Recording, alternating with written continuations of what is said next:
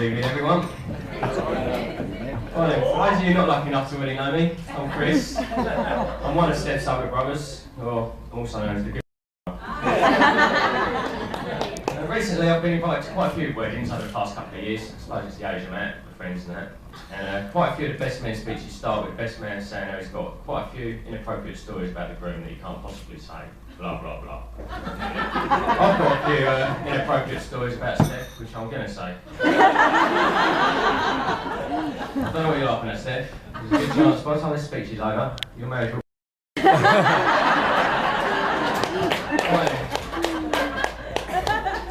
First things first, I'd like to reiterate what Steph said about the bridesmaids. Done a fantastic job today. You're looking great. And on behalf of the bridesmaids, I've asked me to say thanks for your kind words, Steph. It means a lot to me. Right then, that's the formalities out of the way.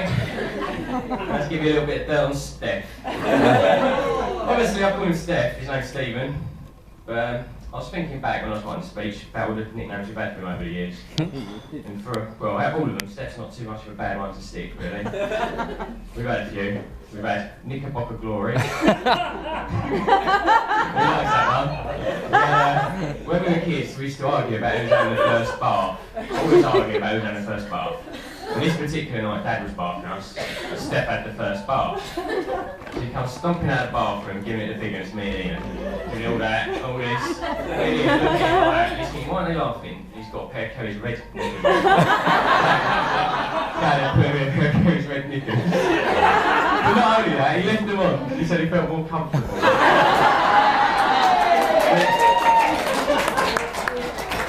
Another nickname we got for him is Recaf. Yeah. We used to have a little game where we say the words backwards, so obviously Recaf backwards paper. Steph came back from riding his bike one day. He started crying like a little girl, saying he'd fallen off it and he'd hurt his leg, blah blah. You know, I mean, no sympathy for any of us lost. You know, we were supposed to be going to feed the swans with Dad, so me and him weren't so happy about all this. He lay on the sofa, oh, I can't, so we're stuck indoors. So me and Ian decided we'd practice our wrestling moves on him instead. I think Ian got in a leg lock. I think I gave him a choke slam. But a few hours later, he's still crying his eyes out, you know as you do. So Mum and Dad took him over to the hospital. Yeah, surprisingly, he broke his leg in two places. But to be fair, me and Ian turning around to Mum, we were probably, what, 8, 9 years old, saying, it's alright mate, he's faking it. It's not this sound medical advice, is it? I'm tempted to get him over there a bit soon, huh? Another nickname we got for him, we've got quite a few. He's Frogman. And Frogman, he's down the park one day with cousin Andrew. They're having a look in the pond for frogs down at Bay Park.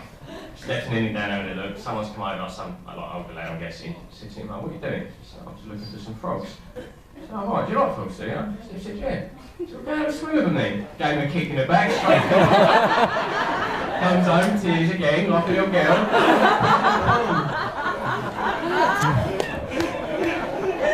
Another nickname we've got for him.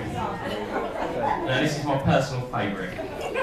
This is one that I wished up. Oh no. Wished up. One Paul. Now,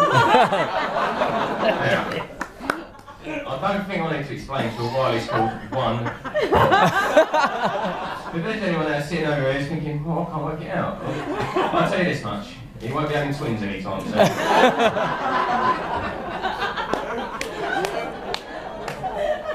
Last but not least, Steph, nicknames. He's got a nickname his Spidergate buddies have given him. I ain't seen him much today. Whereabouts are they all? Alright, lads. Well, we're all playing a football match. Yeah, the Spidergate buddies, they give him the nickname Norman. Because his middle name's Norman. Really put yourselves out there, lads. Good work. So you stick to getting the cats out of the trees and you leave the nickname.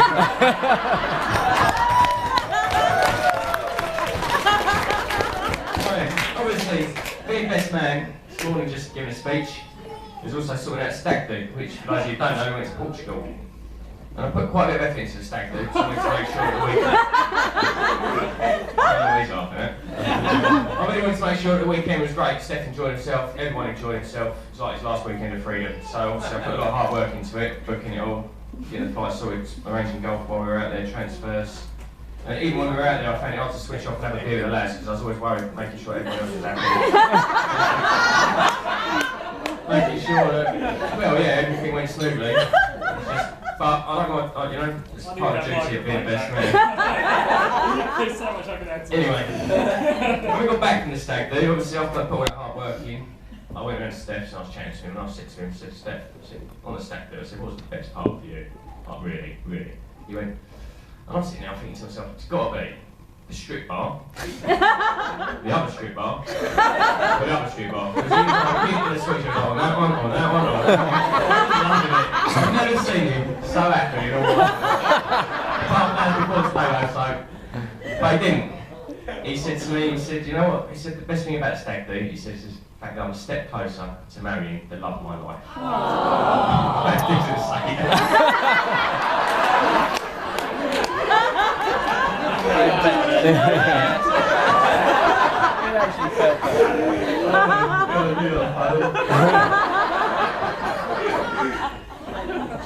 Anyway, so it's been with Stacey now for over 8 years, and obviously he introduced us to Stacey quite soon in the relationship. It's quite clear that those two are going to be together for a long time.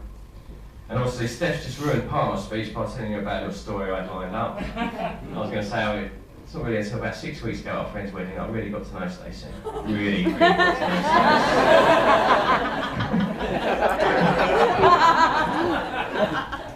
On a serious note, everyone, I've had a fantastic day.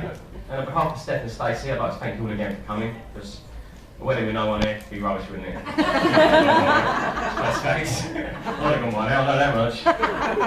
So, if you'd all be so kind as to join me, stand. Yes. Would you raise your glass to a toast to Mr. and Mrs. Irving. Yay!